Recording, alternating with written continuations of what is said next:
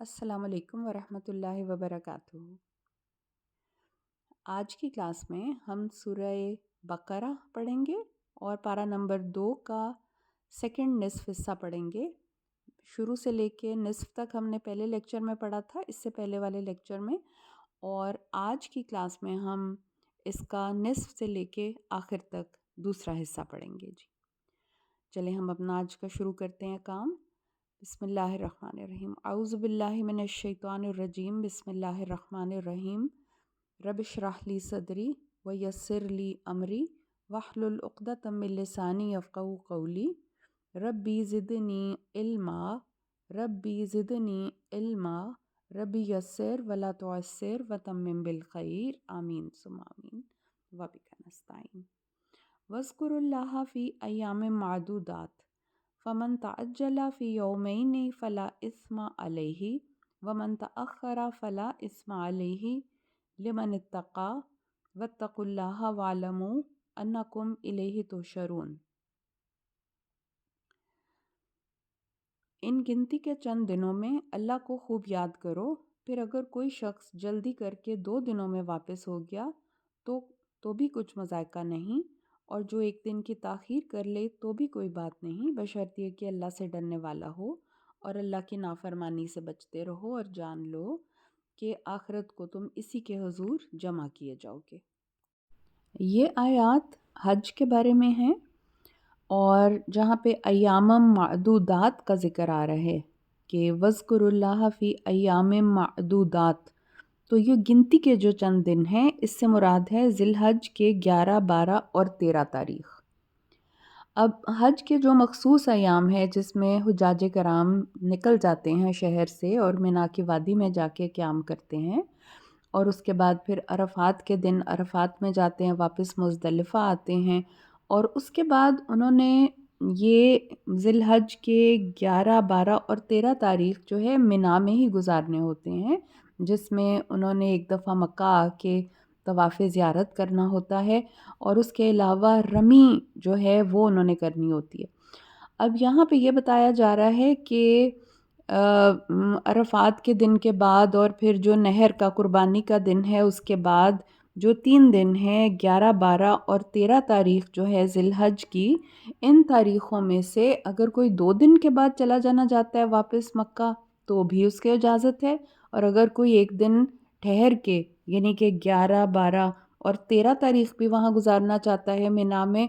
تو بھی اس کے لیے اجازت ہے، وہ یہ کر سکتا ہے، بشرط یہ کہ وہ یہ کام صرف اور صرف اللہ کی رضا کے لیے کر رہا ہو۔ اور ان دنوں میں بکثرت اللہ تعالیٰ کو یاد کرتے رہنا چاہیے۔ وَاذْكُرُوا اللَّهَ فِي أَيَّامٍ مَعْدُودَاتٍ، کہ یعنی ان دنوں میں اللہ تعالیٰ کو بکثرت یاد کرتے رہنا چاہیے، اور چلتے پھرتے ہر وقت اللہ تعالیٰ کی ہر نماز کے بعد بھی تکبیر پڑھنی چاہیے، جس کے الفاظ ہیں اللہ اکبر، اللہ اکبر، اللہ اکبر، لا الہ الا اللہ واللہ اکبر، اللہ اکبر وللہ الحمد۔ تو یہ تکبیر جو ہے یہ تکبیر بھی پڑھتے رہنا چاہیے۔ اب اگلی آیت ہم کرتے ہیں۔ وَمِنَ النَّاسِ مَن يُعْجِبُكَ قَوْلُهُ فِي الْحَيَاةِ الدُّنْيَا وَيُشْهِدُ اللَّهَ عَلَى مَا فِي قَلْبِهِ وَهُوَ أَلَدُّ الْخِصَامِ وَإِذَا تَوَلَّى سَعَىٰ فِي الْأَرْضِ لِيُفْسِدَ فِيهَا وَيُهْلِكَ الْحَرْثَ وَالنَّسْلَ وَاللَّهُ لَا يُحِبُّ الْفَسَادَ۔ لوگوں میں سے کوئی تو ایسا ہے جس کی بات آپ کو دنیا کی زندگی میں بڑی بھلی معلوم ہوتی ہے، اور وہ اپنی نیک نیتی پر اللہ کو گواہ بھی بناتا ہے، حالانکہ وہ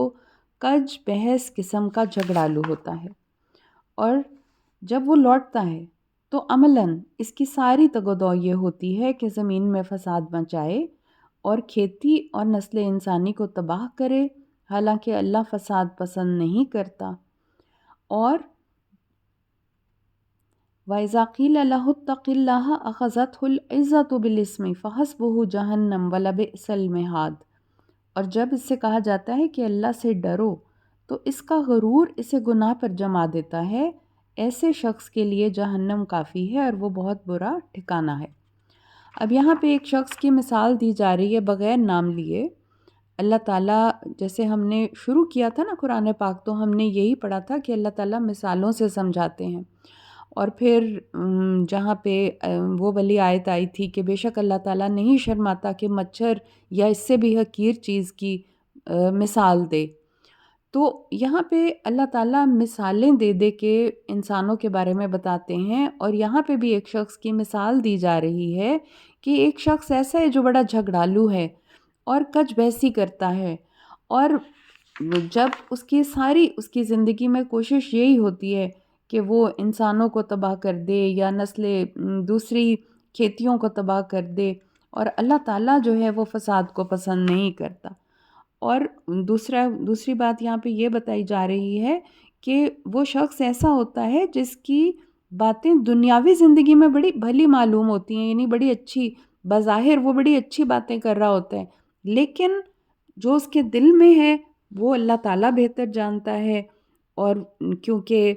وہ قسمیں بھی کھاتا ہے اپنی نیک نیتی پہ، اللہ تعالیٰ کو بھی گواہ بناتا ہے کہ وہ بڑا نیک نیتی سے ایک کام کر رہا ہے، لیکن اللہ تعالیٰ کہہ رہے ہیں کہ سخت جھگڑالو قسم کا شخص ہے، کج بحث قسم کا شخص ہے. اور جب وہ باتیں چکنی چپڑی کر کے لوگوں کو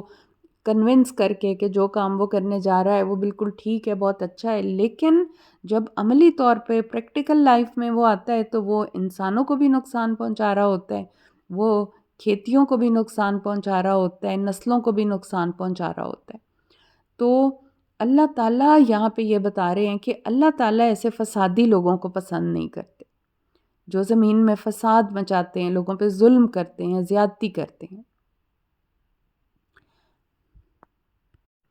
تو اس آدمی کے بھی اندر ہم یہی دیکھ سکتے ہیں نا کہ یہ منافقت کی ایک قسم ہے کہ منافقت پائی جاتی ہے. جیسے منافق کے دل میں کچھ اور ہے، زبان پہ کچھ اور ہے، دل میں کچھ اور ہے، اسی طرح یہ شخص بھی جس کی مثال یہاں پہ دی جا رہی ہے، جو کہ لوگوں کو اپنی چکنی چپڑی باتوں سے بڑا کنونس کرتا ہے، لیکن پریکٹیکلی بالکل اپوزٹ کر رہا ہوتا ہے، پریکٹیکلی فساد زمین میں مچا رہا ہوتا ہے. تو یہ بھی منافقت کی ہی ایک قسم ہے جس کی یہاں پہ مثال دی جا رہی ہے. وَإِذَا قِيلَ لَهُ اتَّقِ اللَّهَ أَخَذَتْهُ الْعِزَّةُ بِالْإِثْمِ فَحَسْبُهُ جَهَنَّمُ وَلَبِئْسَ الْمِهَادُ. اور جب اس سے کہا جاتا ہے کہ اللہ سے ڈرو، جب اس کی بری نیت کو پہچان کے اسے اللہ سے ڈرایا جاتا ہے اور منع کیا جاتا ہے کہ ایسی باتیں نہ کرو، جو حرکتیں وہ کر رہا ہے، جو تباہی وہ لانے والا ہے، جو فساد وہ مچا رہا ہے زمین میں، جب اس کو روکا جاتا ہے اور کہا جاتا ہے کہ اللہ سے ڈرو، تو کیا ہوتا ہے کہ اس کا غرور اسے گناہ پہ جما دیتا ہے. یعنی کہ وہ ہٹ دھرم قسم کا ایک انسان ہے اور ضدی قسم کا انسان ہے، جو غلط اس نے ارادہ کیا ہوا اس پہ قائم رہتا ہے. تو پھر اللہ تعالیٰ کہتے ہیں کہ اس کا ٹھکانہ جہنم ہے، جس میں وہ جہنم ہی کافی ہے اور وہ بہت برا ٹھکانہ ہے. وَمِنَ النَّاسِ مَن يَشْرِي نَفْسَهُ ابْتِغَاءَ مَرْضَاتِ اللَّهِ وَاللَّهُ رَءُوفٌ بِالْعِبَادِ. اور اس کے اپوزٹ سے برعکس اس طرح کے لوگ دنیا میں پائے جاتے ہیں. لوگوں میں سے کوئی ایسا بھی ہے جو اللہ کی رضا جوئی کے لیے اپنی جان تک کھپا دیتا ہے، اور اللہ اپنے بندوں پر بڑا مہربان ہے. یعنی کہ قرآن پاک کا ایک اسلوب یہ بھی ہے، کیونکہ اب ہم قرآن پڑھ رہے ہیں، کہ جہاں پہ ایک ایکسٹریم ہے وہاں پہ دوسری ایکسٹریم کا اللہ تعالیٰ ذکر کرتے ہیں. تو دنیا میں ایسے لوگ بھی ہیں جو اللہ کی رضا حاصل کرنے کے لیے لوگوں سے اتنے نیک نیت ہوتے ہیں، لوگوں کے لیے اتنا کام کرتے ہیں کہ وہ اپنی جان تک لگا دیتے ہیں. ان کو اپنی جان کی بھی پرواہ نہیں ہوتی، نہ مال کی پرواہ ہوتی ہے، اور ہر کام وہ اس لیے کرتے ہیں کہ اللہ راضی ہو جائے اور لوگوں کا بھلا ہو، لوگوں کا فائدہ ہو اس میں. تو اللہ تعالیٰ ایسے لوگوں سے بہت راضی ہے، اور اللہ تعالیٰ اپنے بندوں پہ کہہ رہے ہیں کہ رؤوف بالعباد. قرآن پاک میں یہ آ رہا ہے کہ اللہ تعالیٰ اپنے بندوں پر بہت مہربان ہے. یا ایھا الذین آمنوا ادخلوا فی السلم کافہ ولا تتبعوا خطوات الشیطان انہ لکم عدو مبین. اے ایمان والو، اسلام میں پورے کے پورے داخل ہو جاؤ اور شیطان کے قدموں کی پیروی نہ کرو، کیونکہ وہ تمہارا کھلا دشمن ہے. اب پورے کے پورے داخل ہونے کا مطلب ہے کہ جب ہم ایک دائرے میں، دین کے دائرے میں داخل ہوتے ہیں، تو ہم اللہ سے ایک عہد کرتے ہیں کہ ہم اس کی ہر چیز کو فالو کریں گے اور ہر چیز کی پابندی کریں گے. اور ہم نے پچھلی قوموں میں وتیرہ دیکھا ہے کہ آسان کام کر لیتے تھے، مشکل کاموں کو چھوڑ دیتے تھے، اللہ کی آیات میں تبدیلیاں لے آتے تھے، حق کے ساتھ باطل کو غلط ملت مکس کر دیتے تھے، کئی دفعہ حق کو چھپا جاتے تھے، احکام میں رد و بدل کر دیتے تھے اپنی مرضی سے، اپنی خواہش نفس کو فالو کرتے تھے۔ تو یہاں پہ جب ہم اللہ تعالیٰ کے ایک عہد کے اندر آ جاتے ہیں تو پھر ہم نے ہر اس چیز کو فالو کرنا ہوتا ہے جو اس میں بتائی جا رہی ہے۔ اب ہم اگلی آیت کرتے ہیں۔ فَإِن زَلَلْتُم مِّن بَعْدِ مَا جَاءَتْكُمُ الْبَيِّنَاتُ فَاعْلَمُوا أَنَّ اللَّهَ عَزِيزٌ حَكِيمٌ، پھر اگر روشن دلیلیں آ جانے کے بعد تم پھسل گئے تو جان لو اللہ تعالیٰ سب پر غالب ہے اور حکمت والا ہے۔ اب یہاں پہ یہ بتایا جا رہا ہے کہ کئی دفعہ شیطان انسان کو گمراہ کر دیتا ہے، کیونکہ پہلے بتایا ہے، پچھلی آیت میں یہی بتایا گیا ہے کہ اِنَّهُ لَكُمْ عَدُوٌّ مُبِينٌ، وہ تمہارا کھلا دشمن ہے۔ اور پھر اگر روشن دلیلیں آ جانے کے بعد، یعنی کہ آیات کو ایک دفعہ سمجھ کے ان کو دیکھ لیا، سمجھ لیا، اور پھر تم پھسل گئے مینز کہ تم گمراہی میں چلے گئے، بھٹک گئے، کسی ٹیمپٹیشن میں آ گئے، تو جان لو کہ اللہ تعالیٰ سب پر غالب ہے اور حکمت والا ہے۔ هل ينظرون إلا أن يأتيهم الله في ظلل من الغمام والملائكة وقضي الأمر وإلى الله ترجع الأمور، یہ لوگ تو بس اس انتظار میں ہیں کہ اللہ تعالیٰ اور فرشتے بادلوں کے سائے میں ان کے پاس آ جائیں اور قصہ ہی پاک کر دیا جائے اور تمام معاملات اللہ ہی کے ہاں اور لوٹائے جائیں گے۔ اب یہاں پہ ان لوگوں کے بارے میں بتایا جا رہا ہے کہ جو اللہ کی آیات آنے کے بعد بھی اس میں اعتراض کرتے ہیں، کج بحثی کرتے ہیں اور اس طرح کے مطالبے کرتے ہیں کہ ہمیں یہ دکھا دیا جائے، ہمیں وہ دکھا دیا جائے، اللہ تعالیٰ کو ہمارے سامنے دکھا دیا جائے، جیسا کہ مطالبہ بنی اسرائیل کے سرداروں نے کیا تھا جب کوہ طور پہ حضرت موسیٰ کے ساتھ گئے تھے تو ان پہ بجلی گر گئی تھی، اللہ تعالیٰ کو کوئی دیکھ نہیں سکتا اپنی آنکھ سے۔ تو اللہ تعالیٰ کہہ رہے ہیں کہ ان لوگوں کو کیا اس بات کا انتظار ہے کہ اللہ تعالیٰ خود ان کے سامنے آ جائے اور فرشتے آ جائیں اور سامنے ہو جائیں، سارے معاملات کھول دیے جائیں؟ تو ایسا تو ظاہر ہے انسان کی زندگی میں نہیں ہو سکتا، یہ تو موت کے بعد ہی ایسے پردے ہٹتے ہیں آنکھوں سے، اور قیامت کے دن ہی آنکھوں کے آگے سے سارے پردے ہٹا دیے جائیں گے، لیکن دنیا کی حد تک ایسا ممکن نہیں ہے۔ تو یہاں پہ اللہ تعالیٰ کہہ رہے ہیں کہ یہ لوگ تو بس اسی انتظار میں ہیں کہ اللہ تعالیٰ اور فرشتے بادلوں کے سائے میں ان کے پاس آئیں اور قصہ ہی پاک کر دیا جائے۔ قصہ پاک کر دیا جائے مطلب سارا معاملہ ختم ہو جائے، دنیا ختم ہو جائے، موت آ جائے، آخرت کا دن آ جائے، تمام معاملات اللہ ہی کے ہاں لوٹائے جائیں گے، یعنی کہ آخرت کا وہ دن ہوگا جس دن تمام لوگوں کا فیصلہ پھر اللہ کے ہاتھ میں ہوگا، اور اللہ تعالیٰ ان کی نیتوں کو بھی جانتا ہے، ان کے اعمال کو بھی جانتا ہے، اور اس کے مطابق ان کے حق میں فیصلہ کیا جائے گا۔ سل بنی اسرائیل کم آتیناہم من آیۃ بینہ ومن یبدل نعمت اللہ من بعد ما جاءتہ فإن اللہ شدید العقاب۔ آپ بنی اسرائیل سے پوچھ لیجئے کہ ہم نے کتنی ہی کھلی کھلی نشانیاں انہیں دی تھیں، پھر جو قوم اللہ کی نعمت کو پا لینے کے بعد اسے بدل ڈالے تو یقیناً اللہ تعالیٰ ایسے لوگوں کو سخت سزا دینے والا ہے۔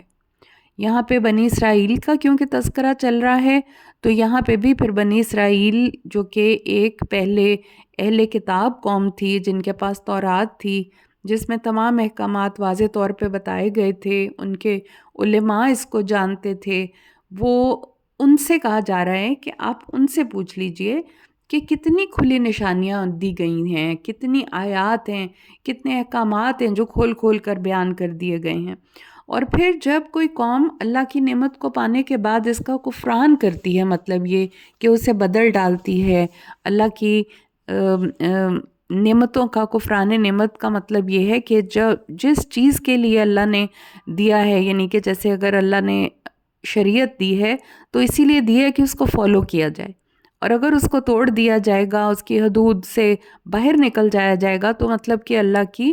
آیات کا انکار کیا جا رہا ہے اور ناشکری کی جا رہی ہے، کفران نعمت کی جا رہی ہے۔ تو پھر اللہ تعالیٰ کہتے ہیں یقیناً اللہ تعالیٰ ایسے لوگوں کو سخت سزا دینے والا ہے۔ فَإِنَّ اللَّهَ شَدِيدُ الْعِقَابِ، زُيِّنَ لِلَّذِينَ كَفَرُوا الْحَيَاةُ الدُّنْيَا وَيَسْخَرُونَ مِنَ الَّذِينَ آمَنُوا وَالَّذِينَ اتَّقَوْا فَوْقَهُمْ يَوْمَ الْقِيَامَةِ وَاللَّهُ يَرْزُقُ مَن يَشَاءُ بِغَيْرِ حساب۔ کافروں کے لیے دنیا کی زندگی بڑی خوشنما بنا دی گئی ہے اور وہ ایمان والوں کا مذاق اڑاتے ہیں، حالانکہ قیامت کے دن یہی پرہیزگار لوگ ان سے بالا تر ہوں گے اور اللہ جسے چاہتا ہے بغیر حساب کے رزق دیتا ہے۔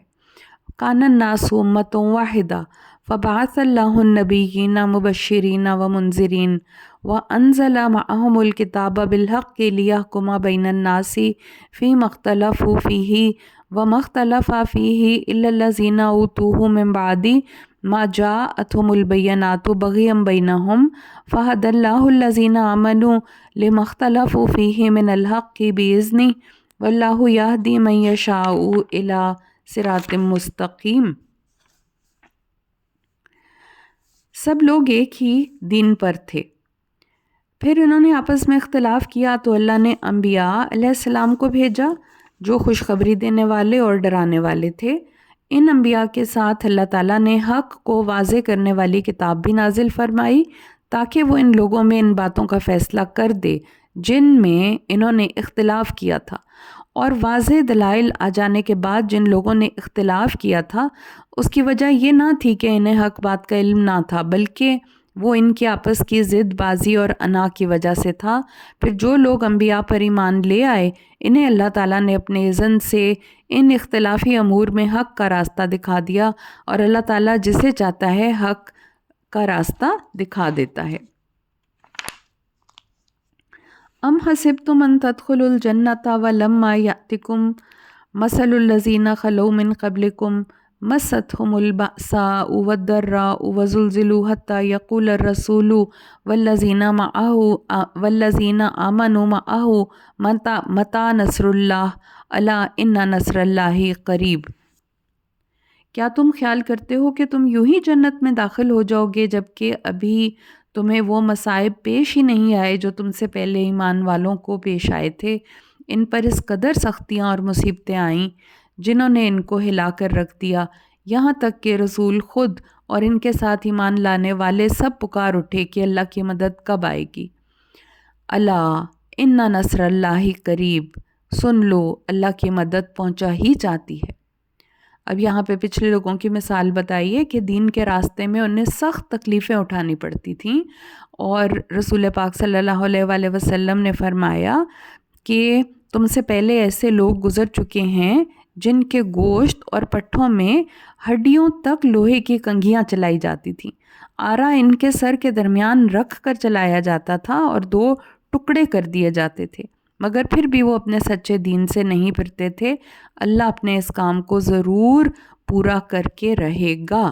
اب یہاں پہ یہی بتایا جا رہا ہے نا کہ دین کے راستے میں جو تکلیفیں آتی ہیں، مشکلیں آتی ہیں، اسی طرح دنیا کے اندر بھی اللہ تعالیٰ نے کہا ہے کہ ضرور تمہیں میں آزماؤں گا۔ وَلَنَبْلُوَنَّكُمْ بِشَيْءٍ مِّنَ الْخَوْفِ وَالْجُوعِ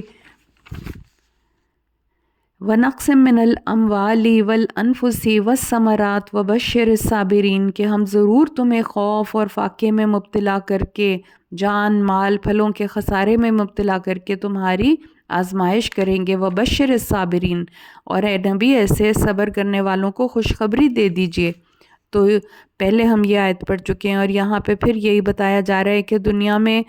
آزمائشیں آتی ہیں، اور یہاں پہ اتنی سختیاں آئی ہیں پچھلے لوگوں پہ، اتنی تکلیفیں اور مشکلیں آئی ہیں، لیکن اپنے سچے دین سے وہ نہیں پھرے۔ تو یہاں پہ خوشخبری انہی لوگوں کو دی جا رہی ہے کہ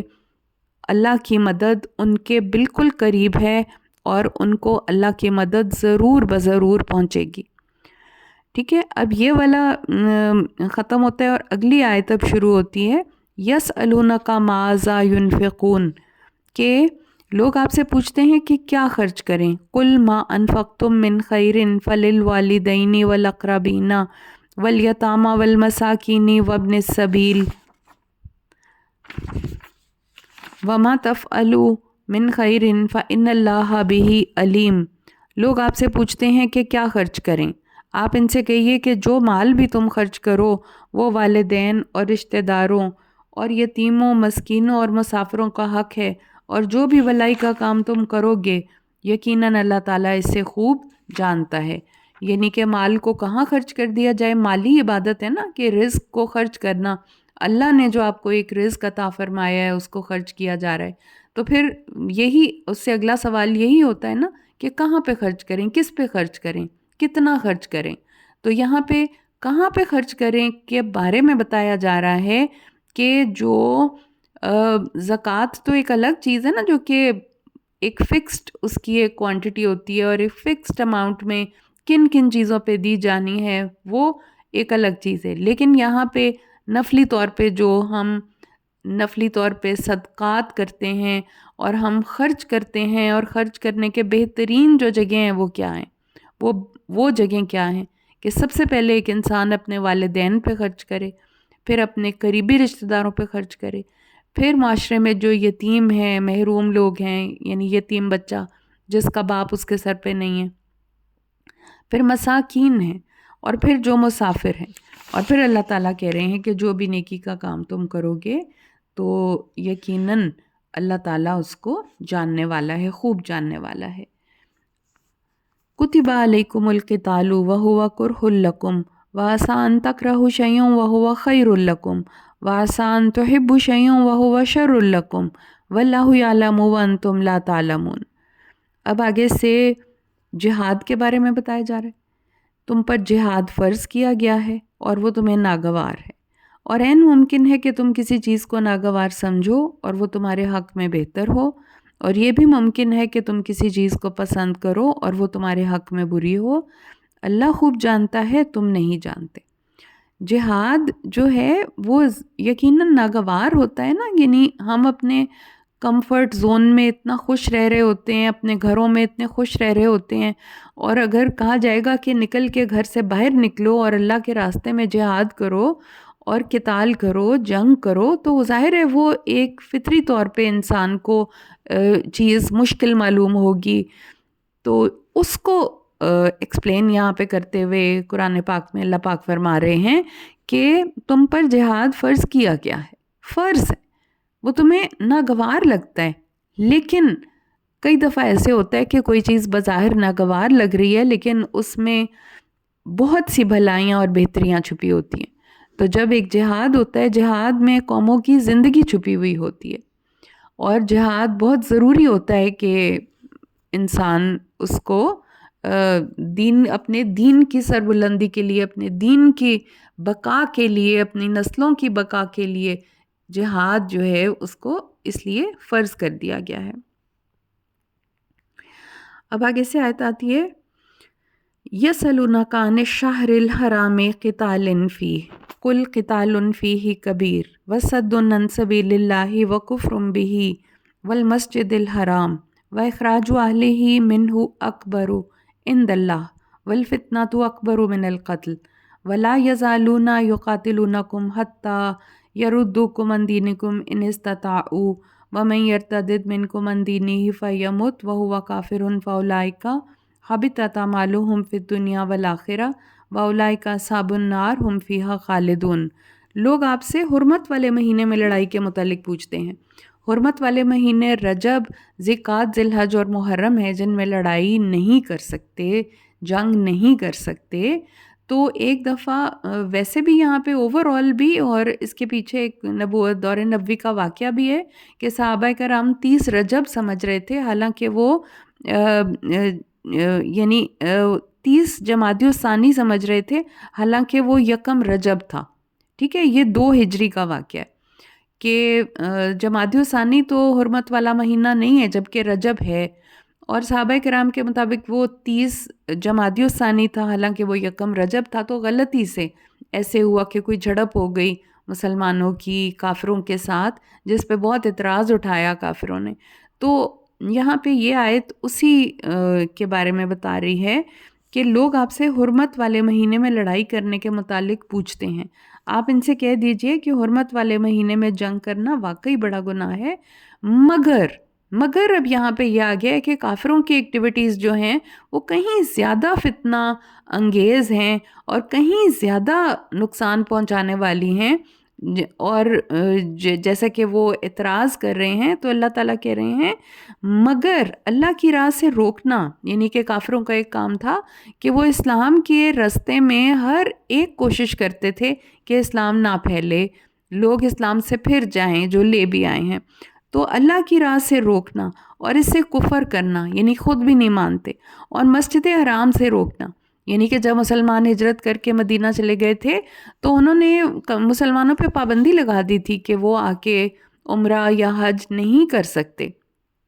پھر یہ کہ وہاں کے باشندوں کو وہاں سے نکال دینا، اتنا تنگ کیا مسلمانوں کو کہ وہ چھوڑ کے چلے گئے، مکہ شہر کو چھوڑ کے مدینہ چلے گئے. تو یہاں پہ اللہ تعالیٰ کہہ رہے ہیں یہ اس سے بھی بڑے گناہ ہیں، اور فتنہ انگیزی قتل سے بھی بڑا گناہ ہے. وَلَا يَزَالُونَ يُقَاتِلُونَكُمْ حَتَّى يَرُدُّوكُمْ عَنْ دِينِكُمْ إِنِ اسْتَطَاعُوا وَمَن يَرْتَدِدْ مِنْكُمْ عَنْ دِينِهِ فَيَمُتْ وَهُوَ كَافِرٌ فَأُولَئِكَ حَبِطَتْ أَعْمَالُهُمْ فِي الدُّنْيَا وَالْآخِرَةِ وَأُولَئِكَ أَصْحَابُ النَّارِ هُمْ فِيهَا خَالِدُونَ. یہ لوگ تو ہمیشہ تم سے لڑتے ہی رہیں گے یہاں تک کہ ان کا بس چلے تو تمہیں تمہارے دین سے برگشتہ کر دیں، یعنی کہ گمراہ کر دیں، پھیر دیں. اور اگر تم میں سے کوئی اپنے دین سے برگشتہ ہو جائے اور اس حال میں مرے کہ وہ کافر ہو تو ایسے لوگوں کے اعمال دنیا اور آخرت دونوں میں ضائع ہو گئے. یہی لوگ اہل دوزخ ہیں جو اس میں ہمیشہ رہیں گے. یعنی کہ اگر کوئی کافروں کی چالوں سے یا اپنے دنیاوی فائدے کے لیے دین کو چھوڑ کے گمراہ ہو جاتا ہے، پھر جاتا ہے دین سے، تو اس کے لیے سخت، یہ بڑی سخت بات کہی گئی ہے کہ اگر وہ مرے ایسی حالت میں کہ وہ کافر ہے تو اس کے اعمال دنیا اور آخرت دونوں میں ضائع ہو گئے. یعنی کہ اگر کوئی کفر کی حالت میں کوئی اس نے اچھا کام بھی کیا تھا لوگوں کی بھلائی کے لیے یا دنیا میں ریاکاری کے لیے، یا کوئی ایسا کام جس میں اللہ کو نہیں مان رہا تھا، اللہ کی رضا کے لیے نہیں، دنیاوی کسی کام کے لیے، تو اللہ تعالیٰ کہہ رہے ہیں کہ اس کے اعمال دنیا اور آخرت دونوں میں ضائع ہو گئے. اور ایسے لوگ اہل دوزخ ہیں جو اس میں ہمیشہ رہیں گے. اور اس کے برعکس جو لوگ ایمان لائے، ان الذین آمنوا والذین ہاجروا وجاہدوا فی سبیل اللہ اولئک یرجون رحمت اللہ واللہ غفور الرحیم. اس کے برعکس وہ لوگ جو ایمان لائے، جنہوں نے ہجرت کی، اللہ کی راہ میں جہاد کیا، وہی اللہ کی رحمت کے امیدوار ہیں. اللہ بڑا بخشنے والا، نہایت رحم کرنے والا ہے.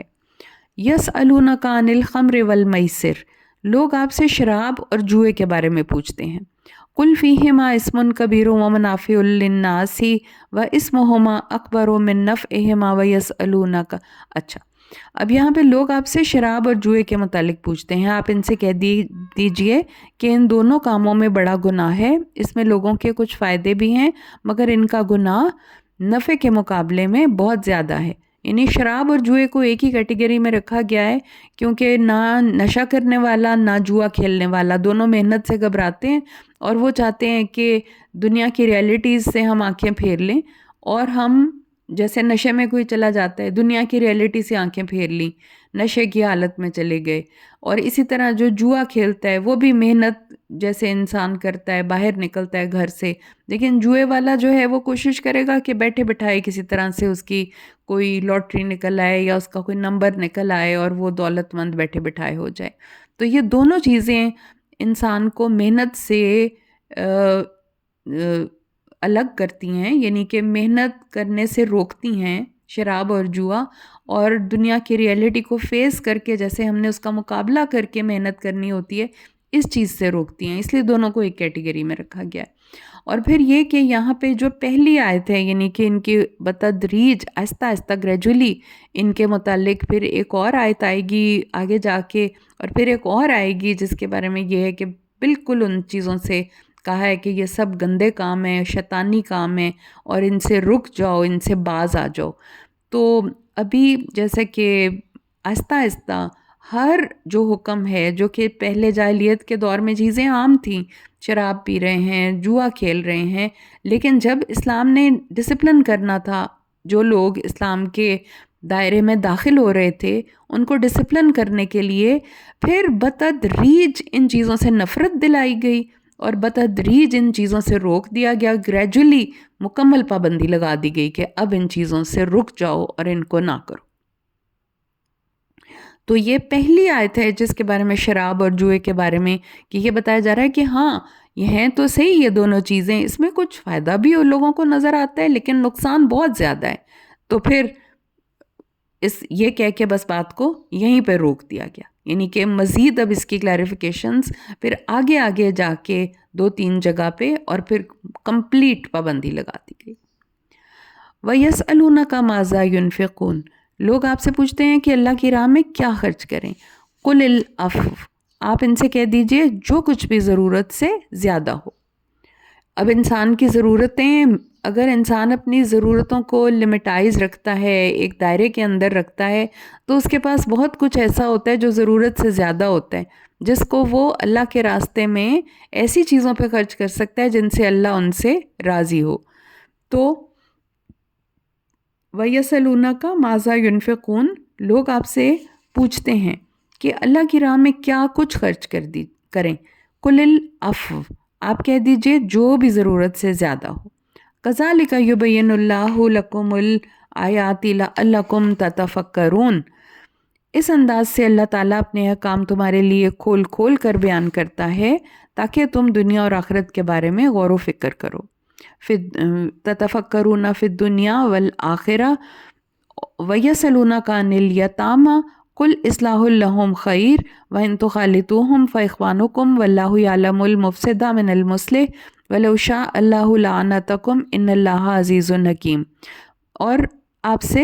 یتیموں کے بارے میں پوچھتے ہیں، ان سے کہیے ان کی اصلاح کا طریقہ اختیار کرنا بہتر ہے. اگر انہیں اپنے گھر میں اپنے ساتھ ہی رکھ لو تو آخر وہ تمہارے بھائی ہیں. اللہ تعالیٰ اصلاح کرنے والے اور بگاڑ کرنے والے دونوں کو خوب جانتا ہے، اور اگر اللہ چاہتا تو تمہارے لیے اس معاملے میں سختی کر سکتا تھا. بے شک اللہ تعالیٰ صاحب اختیار اور حکمت والا ہے. تو اب یتیم جس کے اپنے سر پہ کوئی نہیں ہے، اس کو ظاہر ہے کسی نے اپنے ساتھ گھر میں رکھنا ہے، تو ان کے لیے یہ ہے کہ اصلاح کرنے والے وہ ہیں جو اس کے مال کی حفاظت کریں گے، اسے ختم نہیں کر دیں گے، ضائع نہیں کر دیں گے، یتیم کا مال یتیم پہ ہی خرچ کریں گے، اس کی تربیت کریں گے اور بڑا ہونے پہ اس کو سارا اس کا جو بھی ہے وہ لوٹا دیں گے. اور بگاڑ کرنے والے وہ ہیں جو دھوکہ کریں گے یتیم کے ساتھ، اس کا مال جلدی جلدی ختم کر دیں گے تاکہ جب وہ بڑا ہو تو اس کا مطالبہ نہ کرے، اس میں سے خود کھانا شروع کر دیں گے. یہ بگاڑ ہو گیا. تو اللہ تعالیٰ کہہ رہے ہیں اللہ اصلاح کرنے والے کو بھی خوب جانتا ہے. واللہ یعلم المفسد من المصلح، اور اصلاح کرنے والے کو بھی جانتا ہے اور فساد کرنے والے کو بھی جانتا ہے. تو اللہ تعالیٰ چاہتا تو سختی کر سکتا تھا، مطلب یہ کہ اللہ تعالیٰ بالکل کہتا کہ یتیموں کو الگ ہی رکھا جائے اور الگ ہی ان کا سارا کیا جائے، لیکن پھر بھی اللہ تعالیٰ نے تھوڑی سی سہولت دے دی ہے کہ ان کو اپنے ساتھ اپنے گھروں میں رکھ لو تاکہ آپ کا اپنا گھر بھی اچھے سے چلے اور وہ بھی آپ کے ساتھ اچھے سے پلے بڑھیں، ایک فیملی کی حیثیت سے رہیں. اب اگلی آیت ہم کرتے ہیں. وَلَا تَنْكِحُوا الْمُشْرِكَاتِ حَتَّى يُؤْمِنْ وَلَأَمَةٌ مُؤْمِنَةٌ خَيْرٌ مِّن مُشْرِكَةٍ وَلَوْ أَعْجَبَتْكُمْ وَلَا تُنْكِحُوا الْمُشْرِكِينَ حَتَّى يُؤْمِنُوا وَلَعَبْدٌ مُؤْمِنٌ خَيْرٌ مِّن مُشْرِكٍ وَلَوْ أَعْجَبَكُمْ أُولَٰئِكَ يَدْعُونَ إِلَى النَّارِ وَاللَّهُ يَدْعُو إِلَى الْجَنَّةِ وَالْمَغْفِرَةِ بِإِذْنِهِ وَيُبَيِّنُ آيَاتِهِ لِلنَّاسِ لَعَلَّهُمْ يَتَذَكَّرُونَ. مشرک عورتوں سے اس وقت تک نکاح نہ کرو جب تک کہ وہ ایمان نہ لے آئیں. ایک مومن لونڈی آزاد مشرکہ سے بہتر ہے، خواہ وہ تمہیں بہت پسند ہو. اور مشرک مردوں سے بھی اپنے عورتوں کے نکاح نہ کرو جب تک کہ وہ ایمان نہ لے آئیں. ایک مومن غلام آزاد مشرک سے بہتر ہے، خواہ وہ تمہیں بہت اچھا لگے. یہ مشرک لوگ تو تمہیں دوزخ کی طرف بلاتے ہیں جبکہ اللہ تمہیں اپنے اذن سے جنت اور مغفرت کی طرف بلاتا ہے. اللہ تعالیٰ اپنے احکام اسی انداز سے کھول کھول کر لوگوں کے لیے بیان کرتا ہے تاکہ وہ نصیحت قبول کریں. اب یہاں پہ مسلمانوں کی مشرک عورتوں سے نکاح پہ پابندی لگائی جا رہی ہے، اور اسی طرح ایک مسلمان عورت کی ایک مشرک مرد سے نکاح پہ پابندی لگائی جا رہی ہے، اور شرط یہ رکھی جا رہی ہے کہ وہ اسلام قبول کر لیں. اور پھر وجہ یہ بتائی جا رہی ہے کہ ایک مشرک عورت جو ہے ایک مومن لونڈی سے بھی بری ہے، یعنی ایک مومن لونڈی اچھی ہے. اسی طرح ایک مومن غلام جو ہے وہ ایک مشرک مرد سے اچھا ہے جو آزاد ہے. اور وجہ یہ بتائی جا رہی ہے کہ یہ لوگ تمہیں دوزخ کی طرف بلائیں گے. یہ لوگ تمہیں دوزخ کی طرف لے جائیں گے، جبکہ اللہ تعالیٰ تمہیں جنت کی طرف لے جانا چاہتا ہے، اپنی مغفرت کی طرف اللہ تعالیٰ بلاتا ہے۔ تو میاں بیوی کیونکہ اتنے کلوز ہوتے ہیں اور گھر کا ماحول ایسا ہو جاتا ہے کہ ایمان کی نسبت کفر جو ہے اور یہ جو برائی ہے یہ خاندان کے اندر اس کو تباہ کر دے گی، اس کے فاؤنڈیشن کو تباہ کر دے گی۔ اور ظاہر ہے پھر کئی ہم مثالیں ایسے دیکھتے ہیں کہ اگر کسی مسلمان مرد نے ایک مشرک عورت سے نکاح کیا ہوا ہے تو ان کے گھر میں بت بھی سجے ہوئے ہیں، اور اس چیز کو اس لیے اللہ تعالیٰ نے منع فرما دیا گیا ہے کہ نہ ہی کوئی مومن مرد کسی مشرک عورت سے نکاح کرے اور نہ ہی کوئی مسلمان عورت کو کسی مشرک مرد کے نکاح میں دیا جائے، کیونکہ یہ دوزخ کی طرف بلاتے ہیں۔ اب اگلا حکم آ گیا وَيَسْأَلُونَكَ عَنِ الْمَحِيضِ قُلْ هُوَ أَذًى فَاعْتَزِلُوا النِّسَاءَ فِي الْمَحِيضِ وَلَا تَقْرَبُوهُنَّ حَتَّى يَطْهُرْنَ فَإِذَا تَطَهَّرْنَ فَأْتُوهُنَّ مِنْ حَيْثُ أَمَرَكُمُ اللَّهُ إِنَّ اللَّهَ يُحِبُّ التَّوَّابِينَ وَيُحِبُّ الْمُتَطَهِّرِينَ۔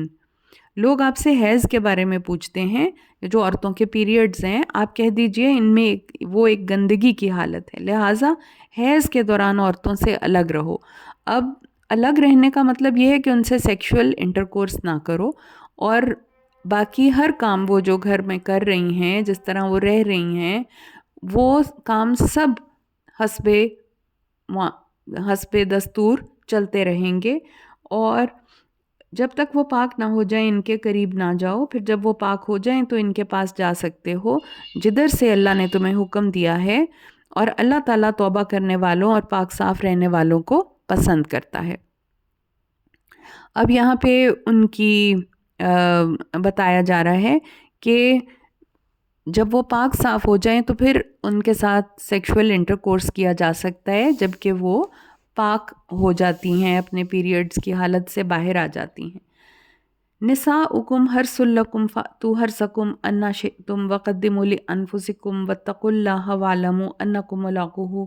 وبشر المؤمنین۔ عورتیں تمہاری کھیتیاں ہیں، لہٰذا جدھر سے تم چاہو اپنی کھیتی میں آؤ، مگر اپنے مستقبل کا خیال رکھو، اللہ تعالیٰ سے ڈرتے رہو، اور یہ جان لو کہ تم اس سے ملنے والے ہو۔ جو لوگ ان باتوں پر ایمان لاتے ہیں، اے نبی، انہیں فلاح کی خوشخبری سنا دیجیے۔ تو یہاں پہ جو فطری طریقہ ہے ایک عورت کے ساتھ انٹرکورس کرنے کا، وہ یہاں پہ بتایا جا رہا ہے کہ وہ کھیتیاں ہیں عورتیں، اور بیج ظاہر ہے اولاد کے لیے، جیسے کھیتی میں بیج ڈالا جاتا ہے، نسل انسانی کے بقا کے لیے ضروری ہے کہ عورتوں کے ساتھ جو فطرت کا طریقہ ہے اسی طریقے سے کیا جائے، اور غیر فطری طریقہ یا قوم لوط کا عمل جو ہے وہ اپنی بیویوں اور اپنی عورتوں کے ساتھ نہ کیا جائے۔ تو اللہ تعالیٰ یہاں پہ کہہ رہے ہیں کہ اللہ سے ڈرتے رہو اور جان لو کہ تم اس سے ملنے والے ہو، اور مومنوں کو خوشخبری سنا دیجیے۔ وَلَا تَجْعَلُوا اللَّهَ عُرْضَةً لِأَيْمَانِكُمْ أَن تَبَرُّوا وَتَتَّقُوا وَتُصْلِحُوا بَيْنَ النَّاسِ وَاللَّهُ سَمِيعٌ عَلِيمٌ۔ اپنی قسموں کے لیے اللہ کے نام کو ڈھال نہ بناؤ کہ تم فلاں نیکی کا کام نہ کرو گے، یا فلاں برائی سے نہ بچو گے، یا لوگوں کے درمیان صلح اور اصلاح کے کام نہ کرو گے۔ اللہ تعالیٰ سب کچھ سنتا اور جانتا ہے۔ لا یؤاخذکم اللہ باللغو فی ایمانکم ولکن یؤاخذکم بما کسبت قلوبکم واللہ غفور حلیم۔ اللہ تعالیٰ تمہاری لغو یا بلا ارادہ قسموں پر گرفت نہیں کرے گا، لیکن جو تم سچے دل سے قسم کھاتے ہو اس پر ضرور گرفت کرے گا۔ اللہ تعالیٰ بہت بخشنے والا اور بردبار ہے۔ یہاں پہ قسم کے بارے میں بتایا جا رہا ہے کہ اللہ کی قسم، اللہ کے نام سے کوئی ایسی قسم نہ کھائی جائے جو کہ برا کام ہے، جیسے نیکی کا کام نہیں کرنا، یا برائی سے نہیں بچنا، یا صلح اور اصلاح کا کام نہیں کرنا۔ اور قسم توڑنے کا ایک کفارہ بھی ہے جو کہ رسول پاک صلی اللہ علیہ وآلہ وسلم نے بتایا ہے۔ آپ نے کہا ہے کہ آپ نے فرمایا کہ اگر تو کسی بات کی قسم کھائے اور پھر اس کے خلاف کرنا بہتر سمجھے تو اپنی قسم کا کفارہ ادا کر، اور جس کام کو بہتر سمجھے وہی کر۔ اور کفارہ ہے 10 مسکینوں کو کھانا کھلائے، یا کپڑے مہیا کرے، یا غلام آزاد کرے، یا 3 دن کے روزے رکھے۔ اور جو لغو قسم کی جیسے ویسے ہی اللہ کی قسم بلا ارادہ یا منہ سے ایسے ہی نکل گیا یا ایسے ہی واللہ کہہ دیتے ہیں کسی بات پہ، یا اللہ کی قسم کہہ دی کوئی ایسے چھوٹی سی بات کرتے ہوئے، تو اس پہ کوئی اللہ تعالیٰ گرفت نہیں کرے گا۔ للذین یؤلون من نسائہم تربص اربعۃ اشہر فإن فاؤوا فإن اللہ غفور الرحیم۔ جو لوگ اپنی بیویوں سے تعلق نہ رکھنے کی قسم کھا لیں ان کے لیے 4 ماہ کی مدت ہے، اگر وہ رجوع کر لیں تو اللہ بڑا بخشنے والا اور رحم کرنے والا ہے۔ یعنی کہ پھر کچھ لوگ ایسے بھی قسم بھی کھا لیتے تھے اور کہ قسم کھاتا ہوں کہ میں اپنی بیوی سے کوئی تعلق نہیں رکھوں گا، 1 ماہ کی قسم کھا لی یا کیا۔ تو یہاں پہ اللہ تعالیٰ کہہ رہے ہیں صرف 4 ماہ کی ایک مدت ہے کہ جس میں کوئی قسم کھا سکتا ہے کہ میں اپنی بیوی سے تعلق نہیں رکھوں گا، اور اس کے آگے سے اگر وہ مدت بڑھ جاتی ہے تو پھر وہ اپنے لیے کوئی ڈیسیژن لے لے کہ وہ طلاق دینا چاہتا ہے یا رجوع کر لینا چاہتا ہے یا قسم توڑ دینا چاہتا ہے، قسم کا کفارہ ادا کر کے اپنی بیوی سے رجوع کر سکتا ہے۔ تو یہ ایک قسم تھی جو کہ لوگ ایسے قسم کھا کے اپنی بیویوں سے الگ رہنے کی قسم کھا لیتے تھے۔ لیکن ظاہر ہے اب دور جاہلیت گزر گیا ہے، اب اسلام کے اپنے طریقے ہیں، طلاق کا پورا ایک کانسیپٹ ہے کہ کس طرح سے الگ رہا جا سکتا ہے، اور وہ بھی ہے۔ اور اگر ویسے پھر بھی یہ کہ قسم کے لیے بھی ایک طریقہ کار بتا دیا گیا ہے کہ اگر کوئی قسم کھا لیتا ہے کہ اپنی بیوی سے تعلق نہیں رکھے گا تو پھر اپنی قسم کا کفارہ ادا کر کے رجوع کر سکتا ہے 4 مہینے کے اندر، اور اگر اس سے اوپر ہو جاتا ہے ٹائم تو پھر وہ اپنے لیے کوئی فائنل ڈیسیژن لے لے کہ وہ طلاق دے دینا چاہتا ہے یا کیا کرنا چاہتا ہے بیوی کے ساتھ۔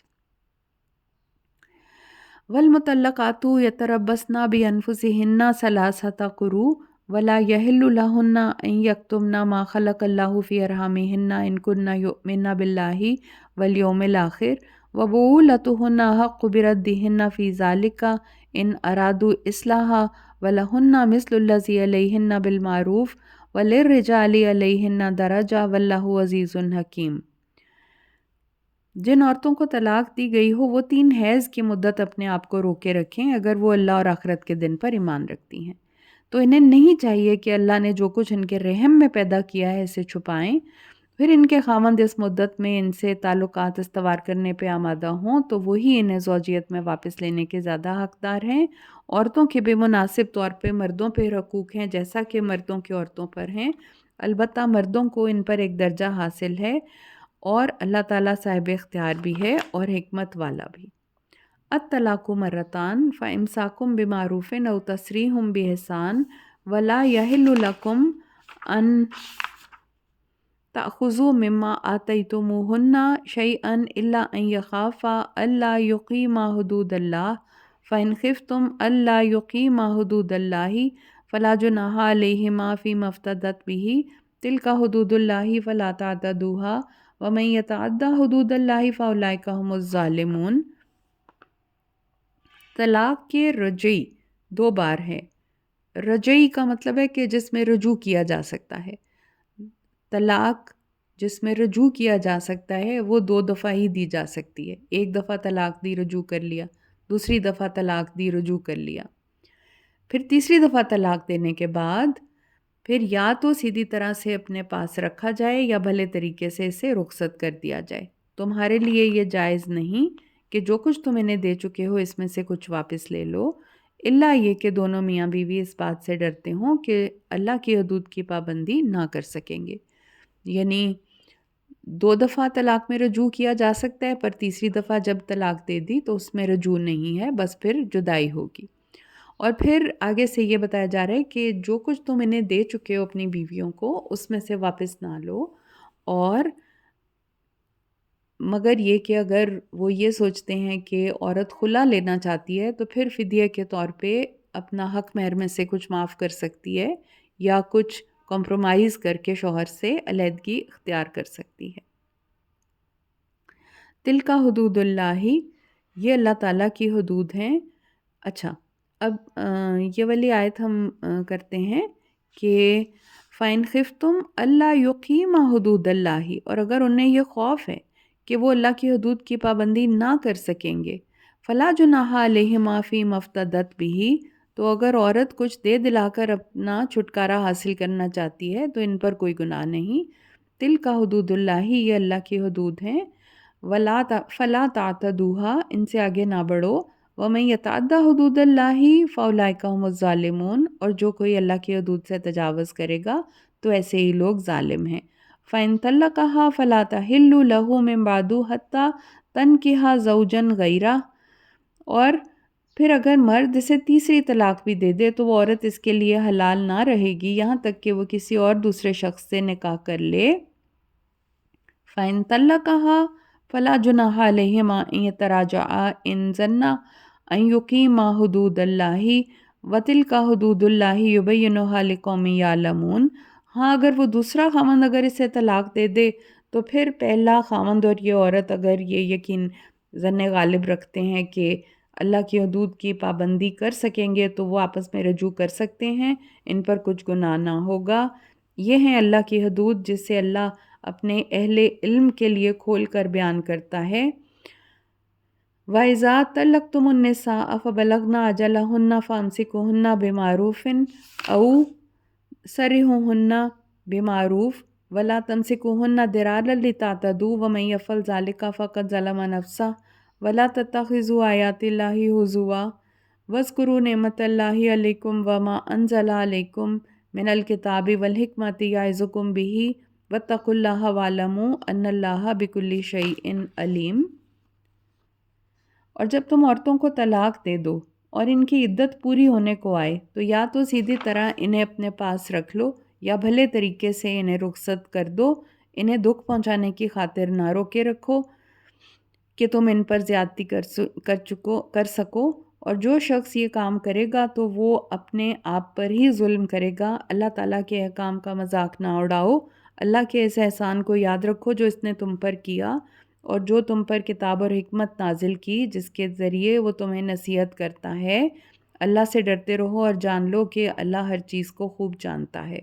وَإِذَا طَلَّقْتُمُ النِّسَاءَ فَبَلَغْنَ أَجَلَهُنَّ فَلَا تَعْضُلُوهُنَّ أَن يَنكِحْنَ أَزْوَاجَهُنَّ إِذَا تَرَاضَوْا بَيْنَهُم بِالْمَعْرُوفِ ذَلِكَ يُوعَظُ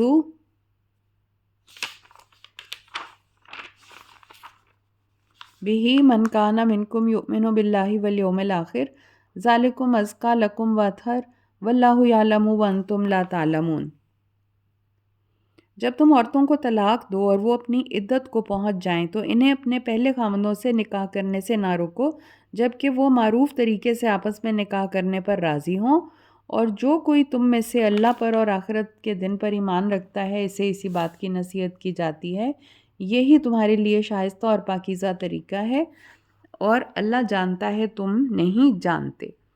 یعنی کہ اگر صرف ایک طلاق ہوئی ہے یا دو طلاق ہوئی ہے اور عورت کا پہلا خاوند اس سے نکاح کر لینا چاہتا ہے، ایسی صورت میں کہ جب کہ عدت پوری ہونے کو آ جائے تو پھر ظاہر ہے کہ عدت پوری ہونے کے بعد تو وہ عورت اس سے یعنی کہ وہ طلاق واقع ہو جائے گی، لیکن اگر پہلا خاوند اس سے نکاح کرنا چاہتا ہے دوبارہ تو وہ اس سے نکاح کر سکتا ہے۔ یہاں پہ اس چیز کے بارے میں بتایا جا رہا ہے کہ دو طلاقوں کے بعد اگر عدت پوری بھی ہو جائے تو پہلا خاوند زیادہ حقدار ہے کہ اس عورت سے نکاح کر لے، اور اگر وہ یقین رکھتے ہیں کہ آپس میں وہ صلح اور سلوک کے ساتھ رہیں گے، جبکہ تیسری طلاق کے بعد تو وہ اس کے لیے حلال نہیں رہے گی۔ تو یہاں پہ یہ بات بتائی جا رہی ہے۔ اس کے بعد اب رضاعت کے بارے میں آ گیا، دودھ پلانا، مائیں اپنے بچوں کو دودھ پلائیں۔ والوالدات یرضعن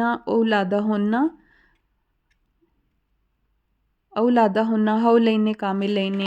لمن اراد ان یتم الرضاعہ وعلی المولود لہ رزقہن وکسوتہن بالمعروف لا تکلف نفس الا وسعہا لا تضار والدۃ بولدہا ولا مولود لہ بولدہ وعلی الوارث مثل ذلک فإن أرادا فصالا عن تراض منهما وتشاور فلا جناح عليهما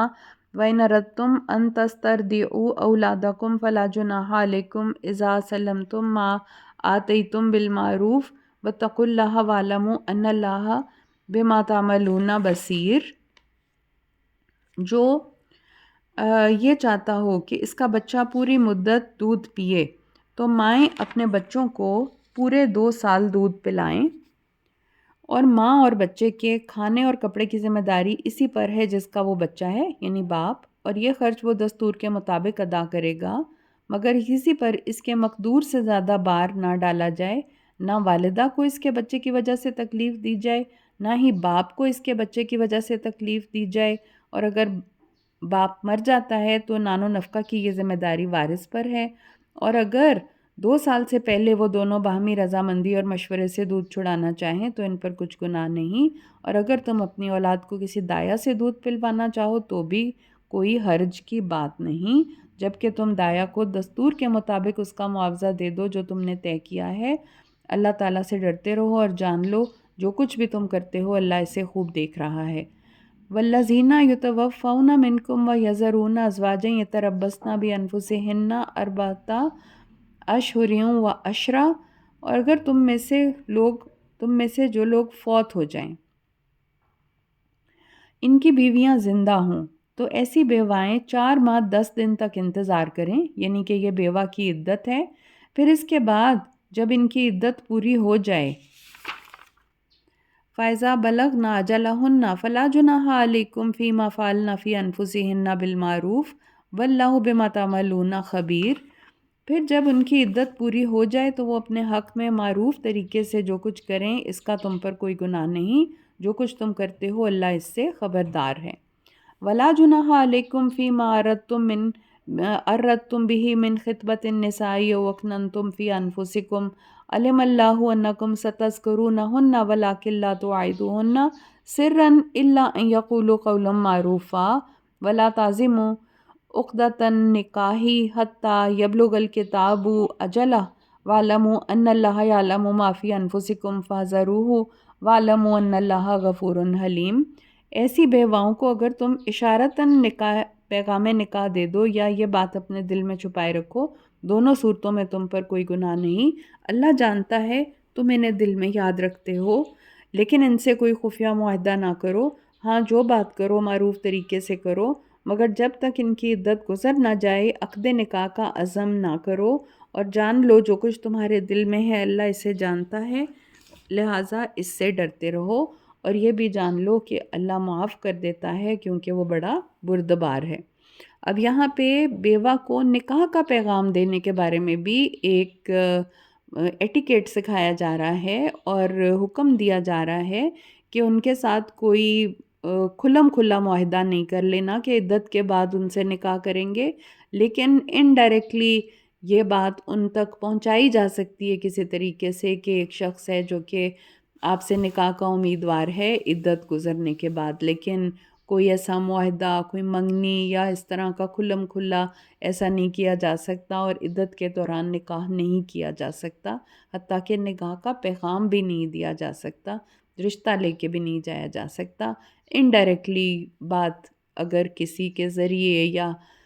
ایسے پہنچا دی جائے تو وہ ہو سکتا ہے۔ لا جناح علیکم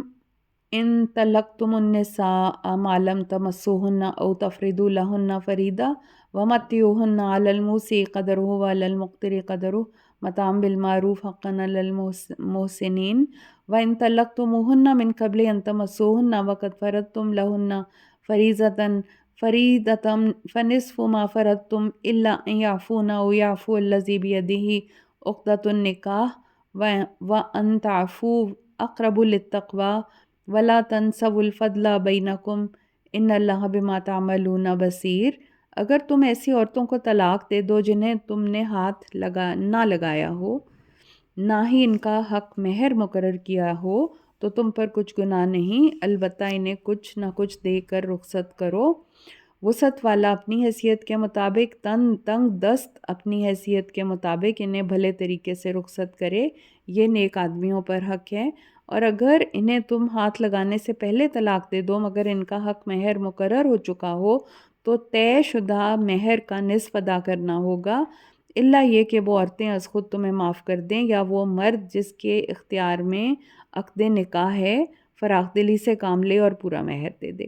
اور اگر تم درگزر کرو تو یہ تقویٰ سے قریب تر ہے، اور باہمی معاملات میں فیاضی کو نہ بھولو، اور جو کچھ بھی تم کرتے ہو اللہ یقیناً اسے دیکھ رہا ہے۔ حافظوا علی الصلاوات والصلاۃ الوسطی وقوموا للہ قانتین، اپنی سب نمازوں کی حفاظت کرو، بالخصوص درمیانی نماز کی، اور اللہ کے حضور ادب سے کھڑے ہوا کرو۔ درمیان کی نماز کے بارے میں یہ ہے کہ یہ عصر کی نماز ہے، کیونکہ دو نمازیں ایک طرف دو ایک طرف، اور یہ درمیان کی نماز ہے۔ فَإِنْ خِفْتُمْ فَرِجَالًا أَوْ رُكْبَانًا، اور اگر تم حالت خوف میں ہو تو خواہ پیدل ہو یا سوار ہو۔ فَإِذَا أَمِنْتُمْ فَاذْكُرُوا اللَّهَ كَمَا عَلَّمَكُم مَّا لَمْ تَكُونُوا تَعْلَمُونَ، تو جب امن نصیب ہو جائے تو اللہ کو اسی طریقے سے یاد کرو جو اس نے تمہیں سکھایا ہے، جو تم پہلے نہ جانتے تھے۔ وَالَّذِينَ يُتَوَفَّوْنَ مِنْكُمْ وَيَذَرُونَ أَزْوَاجًا وَصِيَّةً لِأَزْوَاجِهِمْ مَتَاعًا إِلَى الْحَوْلِ غَيْرَ إِخْرَاجٍ فَإِنْ خَرَجْنَ فَلَا جُنَاحَ عَلَيْكُمْ فِيمَا فَعَلْنَ فِي أَنفُسِهِنَّ مِن مَّعْرُوفٍ وَاللَّهُ عَزِيزٌ حَكِيمٌ، تم میں سے جو لوگ فوت ہو جائیں اور ان کی بیویاں موجود ہوں تو وہ اپنی بیویوں کے حق میں وصیت کر جائیں کہ انہیں سال بھر نان و نفقت دیا جائے اور گھر سے نہ نکالا جائے، لیکن اگر ان عورتوں کے ذہن میں اپنے لیے کوئی اچھی تجویز ہو اور از خود گھر سے چلی جائیں تو تم پر کوئی گرفت نہیں، اللہ ہی صاحب اقتدار و اختیار اور حکمت والا ہے۔ اب یہ بھی گریجولی جس طرح سے ہم آگے چل رہے ہیں قرآن پاک میں، شروع میں بیوہ کے لیے یہ حکم ہے کہ 1 سال تک اسے گھر سے نہ نکالا جائے اور اس کو نان و نفقہ دیا جائے، مگر اگر وہ اپنے بارے میں کچھ اور فیصلہ کرنا چاہتی ہے، یعنی نکاح کرنا چاہتی ہے یا کہیں اور جانا چاہتی ہے، تو کوئی گرفت نہیں ہے مسلمانوں پہ کہ اس کے جو گھر والے ہیں وہ اس کو روکیں اس کام سے۔ اور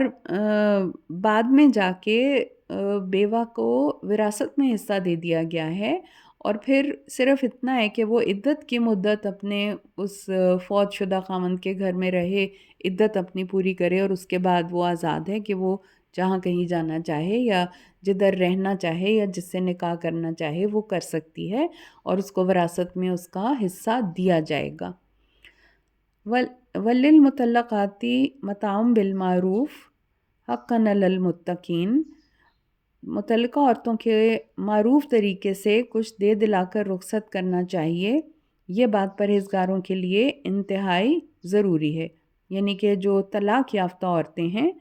ان کو کچھ دے دلا کر گھر سے رخصت کرنا چاہیے۔ كَذَلِكَ يُبَيِّنُ اللَّهُ لَكُمْ آيَاتِهِ لَعَلَّكُمْ تَعْقِلُونَ، اللہ تعالیٰ اسی انداز سے اپنے احکام صاف صاف بیان کرتا ہے، امید ہے کہ تم سمجھ بوجھ سے کام لوگے۔ أَلَمْ تَرَ إِلَى الَّذِينَ خَرَجُوا مِن دِيَارِهِمْ وَهُمْ أُلُوفٌ حَذَرَ الْمَوْتِ فَقَالَ لَهُمُ اللَّهُ مُوتُوا ثُمَّ أَحْيَاهُمْ إِنَّ اللَّهَ لَذُو فَضْلٍ عَلَى النَّاسِ وَلَكِنَّ أَكْثَرَ النَّاسِ لَا يَشْكُرُونَ، کیا آپ نے ان لوگوں کے حال پر غور کیا جو موت کے ڈر سے اپنے گھروں سے نکل گئے حالانکہ وہ ہزاروں کی تعداد میں تھے؟ اللہ تعالیٰ نے ان سے کہا مر جاؤ، چنانچہ وہ مر گئے، پھر اللہ تعالیٰ نے انہیں زندہ کر دیا۔ اللہ یقیناً لوگوں پر بڑا فضل کرنے والا ہے، لیکن لوگوں کی اکثریت ایسی ہے جو اللہ کا شکر ادا نہیں کرتی۔ تو یہاں پہ بنی اسرائیل کی طرف اب دوبارہ اشارہ کیا جا رہا ہے، اور جہاد کا مضمون ابھی آگے آنے والا ہے، اور اس سے پہلے اللہ تعالیٰ نے زندگی اور موت کو اپنے ہاتھ میں اپنی قدرت دکھانے کے لیے ایک واقعے کی طرف اشارہ کیا ہے کہ بنی اسرائیل میں ایک وبا پھوٹ پڑی کسی جگہ پہ، اور وہ لوگ ہزاروں کی تعداد میں اس شہر سے یا اس قصبے سے یا جو بھی وہ جگہ تھی وہاں سے نکل پڑے شہر سے باہر کہ وہ یہاں سے نکل جائیں کہ موت ان کو بھی نہ آ جائے، وہ وبا ان پہ بھی نہ حملہ کر دے، اور وہ راستے میں ہی مر گئے۔ اور پھر ایک پیغمبر آئے تھے، انہوں نے دعا کی اور اللہ نے انہیں دوبارہ زندہ کر دیا۔ تو اللہ تعالیٰ نے اس طرح سے یہ اس مثال سے واضح ہوتا ہے کہ زندگی موت سب اللہ کے ہاتھ میں ہے، وہ چاہے تو گھر پہ کسی کو موت دے دے، یا راستے میں سفر میں کسی کو موت دے دے، یا کسی بیماری سے کسی کو موت دے دے۔ تو موت سے بچنے سے، موت سے ڈرنے کی وجہ سے جہاد سے گریز کرنا اور جہاد سے بھاگنا، اس کو نگیٹ کیا گیا ہے، اس چیز کو، بزدلی کو، خوف کو، کہ جہاد پہ نکلنے سے خوف کھایا جائے، ڈرا جائے کہ جان نہ چلی جائے، کیونکہ جان تو کسی صورت میں بھی چلی جا سکتی ہے۔ جس کو اللہ تعالیٰ نے ایک اور جگہ پہ کہا ہے کہ تم جہاں کہیں بھی ہو موت تمہیں آ لے گی، خواہ تم مضبوط قلعوں میں ہی کیوں نہ بند ہو۔ تو اسی طرح یہاں پہ بھی اب بنی اسرائیل کے ایک جہاد کا واقعہ بھی آگے بیان کیا جا رہا ہے، وہ بھی اب ہم پڑھتے ہیں۔ اور اس سے پہلے اللہ تعالیٰ نے یہ بھی ایک مثال ایک چھوٹی سی بتائی ہے کہ بنی اسرائیل کے لوگ ہزاروں کی تعداد میں اپنے گھروں سے نکل کے چل پڑے کہ وہاں پہ کوئی بیماری کی وبا پھیلی ہوئی ہے، اور پھر راستے میں ہی وہ سارے کے سارے مر گئے، اور پھر اللہ نے انہیں دوبارہ زندہ کیا اور زندگی دی ایک پیغمبر کی دعا کی وجہ سے۔ اب آگے سے یہ ہے کہ وَقَاتِلُوا فِي سَبِيلِ اللَّهِ وَاعْلَمُوا أَنَّ اللَّهَ سَمِيعٌ عَلِيمٌ، کہ اللہ کی راہ میں جہاد کرو اور جان لو اللہ تعالیٰ ہر ایک کی سننے والا، سب کچھ جاننے والا ہے۔ مَنْ ذَا الَّذِي يُقْرِضُ اللَّهَ قَرْضًا حَسَنًا فَيُضَاعِفَهُ لَهُ أَضْعَافًا كَثِيرَةً وَاللَّهُ يَقْبِضُ وَيَبْسُطُ وَإِلَيْهِ تُرْجَعُونَ، کون ہے جو اللہ کو قرض حسنہ دے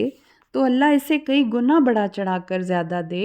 اور اللہ ہی لوگوں کا رزق تنگ اور کشادہ کرتا ہے، اور اسی کی طرف تم لوٹائے جاؤ گے۔ ابھی اللہ اپنے کتنا پیارا انداز ہے اللہ تعالیٰ کا کہ انفاق فی سبیل اللہ، اللہ کے راستے میں جو خرچ کریں گے، اللہ کی خوشنودی اور رضا کے لیے جو آپ مال خرچ کریں گے، اللہ اسے قرض حسنہ سے تعبیر کر رہے ہیں کہ قرض حسنہ ہے۔ اور قرض کیا ہوتا ہے؟ ایک انسان جب کوئی چیز کسی سے لیتا ہے تو اس نے واپس کرنی ہوتی ہے، تو اللہ تعالیٰ کہہ رہے ہیں میرے راستے میں تم دو گے وہ قرض حسنہ ہے، میں اسے بڑھا چڑھا کر کئی گنا زیادہ کر کے واپس دوں گا، کیونکہ اللہ ہی رزق تنگ کرتا ہے اور کشادہ کرتا ہے، اور اسی کی طرف تم لوٹائے جاؤ گے۔ الم تری الی الملأ من بنی اسرائیل من بعد موسیٰ اذ قالوا لنبی لہم ابعث لنا ملکا نقاتل فی سبیل اللہ قال هل عصیتم ان کتب علیکم القتال الا تقاتلوا قالوا وما لنا الا نقاتل فی سبیل اللہ وقد اخرجنا من دیارنا وابنائنا فلما کتب علیہم القتال تولوا الا قلیلا منہم واللہ علیم بالظالمین۔ کیا آپ نے حضرت موسیٰ کے بعد بنی اسرائیل کے سرداروں کے معاملے پہ غور کیا ہے، جب انہوں نے اپنے نبی سے کہا کہ ہمارے لیے ایک بادشاہ مقرر کر دیں تاکہ ہم اللہ کی راہ میں جہاد کریں؟ نبی نے ان سے کہا کہیں ایسا نہ ہو کہ تم پر جہاد فرض کر دیا جائے اور تم لڑنے سے انکار کر دو۔ وہ کہنے لگے یہ کیسے ہو سکتا ہے کہ ہم اللہ کی راہ میں جہاد نہ کریں جبکہ ہمیں ہمارے گھروں سے نکال کر بچوں سے جدا کر دیا گیا ہے۔ پھر جب ان پر جہاد فرض کر دیا گیا تو سوائے چند آدمیوں کے باقی سب اس عہد سے پھر گئے، اور اللہ ظالموں کو خوب جانتا ہے۔ اب یہ ایک واقعے کی طرف اشارہ کیا جا رہا ہے کہ حضرت موسیٰ جب وفات پا گئے اور اس کے بعد حضرت یوشع بن نون کی قیادت میں بنی اسرائیل نے جہاد بھی کیا، فلسطین کو بھی فتح کیا، لیکن وہاں پہ ایک یونائٹڈ حکومت انہوں نے نہیں بنائی، بلکہ الگ الگ قبیلوں میں تقسیم ہو گئے، آپس میں لڑتے رہتے تھے، جس کی وجہ سے دشمنوں نے فائدہ اٹھایا اور ان کو ان کے علاقے پہ قبضہ کر لیا، کچھ علاقے پہ، اور پھر انہوں نے اس وقت جو ان کے نبی تھے ان سے بنی اسرائیل نے کہا کہ ہمیں ایک بادشاہ دیں جو جنگی طور پہ ہماری قیادت کرے، اور جو ہمارے علاقے ہیں، ہمارے بیوی بچے ہم سے چھین لیے گئے ہیں، گھر ہم سے چھین لیے گئے ہیں، وہ ہمیں واپس دلوائے اور اپنی قیادت میں ہم سے جہاد کروائے۔ تو نبی نے کہا کہیں ایسا تو نہیں ہوگا کہ تم لوگ بزدلی دکھاؤ؟ تو انہوں نے کہا کہ نہیں، ہم ایسا نہیں کریں گے، ہمارے بیوی بچے ہم سے چھین لیے گئے ہیں، اس سے بڑی کیا اور بات ایک موٹیو ہو سکتا ہے جہاد کا۔ تو پھر جب ان پہ جہاد فرض کر دیا گیا تو وہ سارے پھر گئے، وہ جہاد سے ڈر گئے تھے۔ یہ اس واقعے کی طرف اشارہ کیا جا رہا ہے۔ وَقَالَ لَهُمْ نَبِيُّهُمْ إِنَّ اللَّهَ قَدْ بَعَثَ لَكُمْ طَالُوتَ مَلِكًا قَالُوا أَنَّىٰ يَكُونُ لَهُ الْمُلْكُ عَلَيْنَا وَنَحْنُ أَحَقُّ بِالْمُلْكِ مِنْهُ وَلَمْ يُؤْتَ سَعَةً مِنَ الْمَالِ قَالَ إِنَّ اللَّهَ اصْطَفَاهُ عَلَيْكُمْ وَزَادَهُ بَسْطَةً فِي الْعِلْمِ وَالْجِسْمِ وَاللَّهُ يُؤْتِي مُلْكَهُ مَن يَشَاءُ وَاللَّهُ وَاسِعٌ عَلِيمٌ۔ ان کے نبی نے کہا اللہ نے تمہارے لیے طالوت کو بادشاہ مقرر کیا ہے۔ وہ کہنے لگے بھلا وہ ہم پہ حکومت کا حقدار کیسے بن گیا؟ یعنی بنی اسرائیل کی ایک عادت کے بارے میں بتایا جا رہا ہے کہ پہلے وہ اپنے نبیوں سے دعا کرواتے تھے اور پھر جب حکم آ جاتا تھا تو پھر اس پہ اعتراض کرتے تھے. جیسے گائے کے واقعے میں بھی تھا نا کہ انہوں نے جب ہوا تو انہوں نے کہا کیا موسیٰ تم مذاق کر رہے ہو ہم سے، ایسا کیسے ہو سکتا ہے. پھر گائے کے معاملے میں بھی بڑی بحث کی. تو یہاں پہ بھی یہ ہے کہ پہلے انہوں نے اپنے نبی سے کہا کہ اللہ سے دعا کریں ہمارے لیے کوئی شخص مقرر کریں جو ہمارا بادشاہ بنے اور جہاد کروائے. پھر جہاد فرض ہوا تو پھر گئے، اور پھر جب نبی نے کہا کہ اللہ نے طالوت کو تمہارا بادشاہ بنایا ہے تو اس پہ بھی اعتراض جڑ دیا کہ نہیں وہ تو ہم پہ حکومت کا حقدار کیسے بن گیا، اس سے زیادہ تو ہم خود حکومت کے حقدار ہیں، اس کے پاس تو کوئی مال اور دولت بھی نہیں ہے. نبی نے کہا اللہ تعالیٰ نے اسے منتخب کیا ہے، ذہنی اور جسمانی اہلیتیں اسے تم سے زیادہ دی ہیں. اللہ جسے چاہے اپنی حکومت دے دے، وہ بڑی وسعت والا اور جاننے والا ہے. وقال لهم نبيهم ان آیات ملکہ ان یأتیکم التابوت فیہ سکینۃ من ربکم وبقیۃ مما ترک آل موسیٰ وآل ہارون تحملہ الملائکہ ان فی ذلک لآیۃ لکم ان کنتم مؤمنین. ان کے نبی نے کہا طالوت کی بادشاہی کی علامت یہ ہے، یعنی کہ اب کنفرمیٹری بھی ایک کنفرم کرنے کے لیے کہ وہی اللہ نے منتخب کیا ہے، اس کی ایک یہ ہے کہ تمہارے پاس وہ صندوق آ جائے گا جس میں تمہارے رب کی طرف سے سکون قلب کا سامان ہے اور باقی ماندہ اشیاء ہیں جو آل موسیٰ اور آل ہارون نے چھوڑی ہیں. اس صندوق کو فرشتے اٹھا کے لائیں گے. اگر تم ایمان لانے والے ہو تو اس واقعے میں تمہارے لیے کافی نشانی ہے اگر تم مومن ہو تو. فلما فصل طالوت بالجنود قال ان اللہ مبتلیکم بنہر فمن شرب منہ فلیس منی ومن لم یطعمہ فإنہ منی الا من اغترف غرفۃ بیدہ فشربوا منہ الا قلیلا منہم فلما جاوزہ ہوا والذین آمنوا معہ قالوا لا طاقت لنا اليوم بجالوت وجنودہ قال الذین یظنون انہم ملاقو اللہ کم من فئۃ قلیلۃ غلبت فئۃ کثیرۃ بإذن اللہ واللہ مع الصابرین. تو پھر جب وہ صندوق جو تھا سکینت کا سامان تھا جس میں ان کے دل کے سکون کا سامان تھا، تب اس کو تابوت سکینہ بھی کہا جاتا ہے. وہ ایک بنی اسرائیل کا ایک تاریخی صندوق تھا جس میں حضرت موسیٰ کی نشانیاں، تختیاں وغیرہ، حضرت ہارون کی اور ان کی کوئی نشانیاں تھیں جس کو اپنے لیے مبارک سمجھتے تھے. پھر وہ ان سے چھن گیا تھا یہ جو لوگ تھے. تو جب حضرت سموئیل جو نبی تھے انہوں نے کہا کہ طالوت تمہارے لیے بادشاہ ہے جس کی نشانی یہ ہے کہ وہ صندوق تمہارے پاس آ جائے گا. تو جس دشمن قوم نے وہ صندوق ان سے چھینا ہوا تھا انہوں نے سوچا کہ یہ صندوق ان کے لیے نحوست کا سبب ہے، تو انہوں نے ایک بیل گاڑی پہ اسے ڈال دیا اور وہ بیل گاڑی چلتے چلتے حضرت طالوت کے گھر کے آگے رک گئی اور وہ صندوق پہنچ گیا اور انہوں نے یقین کر لیا کہ ہاں جی یہی ہمارے بادشاہ ہیں طالوت. پھر انہوں نے کہا کہ اب ہم جہاد کے لیے نکلتے ہیں. راستے میں اب ایک نشانی آئی تو طالوت جب ان لشکروں سمیت چل کھڑے ہوئے تو انہوں نے کہا کہ راستے میں ایک نہر ہے جس سے اللہ نے تمہاری آزمائش کرنی ہے. جس نے اس نہر سے سیر ہو کر پانی پی لیا وہ میرا ساتھی نہیں. میرا ساتھی وہ ہے جو اسے نہ چکھے مگر یہ کہ چلو بھر پانی لے لے. اور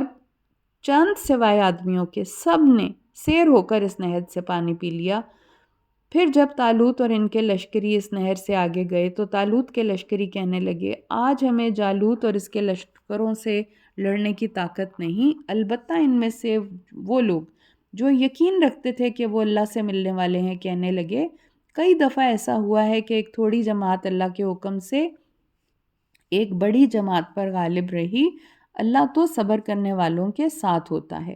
وَلَمَّا بَرَزُوا لِجَالُوتَ وَجُنُودِهِ قَالُوا رَبَّنَا أَفْرِغْ عَلَيْنَا صَبْرًا وَثَبِّتْ أَقْدَامَنَا وَانصُرْنَا عَلَى الْقَوْمِ الْكَافِرِينَ. جب جالوت اور ان کے لشکروں سے مقابلہ ہوا تو کہنے لگے، یعنی کہ دعا کرنے لگے، اے ہمارے رب ہم پر صبر کا فیضان کر دے اور ہمیں ثابت قدم رکھ اور ان کافروں کے مقابلے میں ہماری مدد فرما. تو پھر کیا ہوا کہ فہزموہم بِإِذْنِ اللہ، تو اللہ تعالیٰ پھر اس تھوڑی سی جماعت نے اللہ کے حکم سے انہیں شکست دے دی۔ وَقَتَلَ داؤد جالوتا، اور حضرت داؤد نے جالوت کو قتل کر دیا۔ وَآتَاهُ اللَّهُ الْمُلْكَ وَالْحِكْمَةَ وَعَلَّمَهُ مِمَّا يَشَاءُ، اللہ تعالیٰ نے حضرت داؤد کو بادشاہی اور حکمت عطا فرمائی اور جو کچھ چاہا سکھا دیا۔ وَلَوْلَا دَفْعُ اللَّهِ النَّاسَ بَعْضَهُم بِبَعْضٍ لَفَسَدَتِ الْأَرْضُ وَلَٰكِنَّ اللَّهَ ذُو فَضْلٍ عَلَى الْعَالَمِينَ، اگر اللہ تعالیٰ اسی طرح لوگوں کے ایک شر پسند گروہ کو ایک صالح گروہ سے نہ ہٹاتا رہتا تو زمین میں فساد ہی مچا رہتا، لیکن اللہ تعالیٰ اقوام عالم پر بڑا فضل کرنے والا ہے۔ تِلْکَ آیاتُ اللہِ نَتْلُوہَا عَلَيْکَ بِالْحَقِّ وَإِنَّکَ لَمِنَ الْمُرْسَلِینَ، یہ اللہ تعالیٰ کی آیات ہیں جنہیں ہم آپ کو ٹھیک ٹھیک پڑھ کر سناتے ہیں، بلا شبہ آپ ان لوگوں میں سے ہیں جنہیں رسول بنا کر مبعوث کیا گیا ہے۔ تو یہاں پہ ہمارا پارا اینڈ ہوتا ہے۔ وآخر دعوانا ان الحمد للہ رب العالمین، سبحانک اللہم وبحمدک، نشہد ان لا الہ الا انت، نستغفرک ونتوب الیک۔ السلام علیکم ورحمۃ اللہ وبرکاتہ۔